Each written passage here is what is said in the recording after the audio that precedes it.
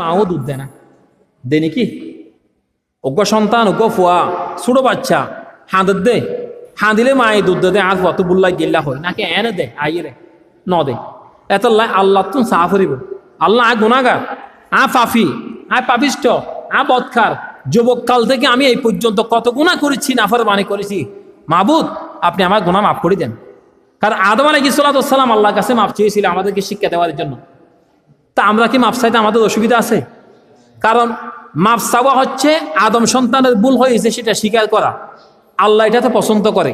আর মাফ না চাওয়া এটা হচ্ছে অহংকারে, অহংকার হচ্ছে পতনের মূল।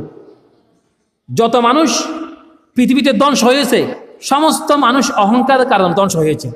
আর যত মানুষ উন্নত হয়েছে, এগিয়ে গিয়েছে, সম্মান উড়ে গিয়েছে, সমস্ত মানুষ ছিল আল্লাহর কাছে নিচু।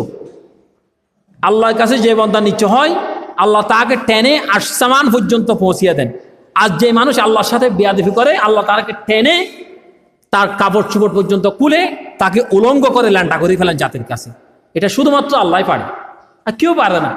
এই জন্য আমরা আল্লাহর কাছে সবসময় স্যালেন্ডার করব, আত্মসমর্পণ করব, আল্লাহর কাছে সাহায্য চাইব।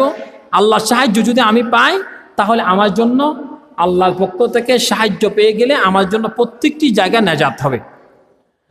এরপর হচ্ছে ওয়ালিল্লাহি আলান নাসি হিজ্জুল বাইতি মান ইসতাতা ইলাইহি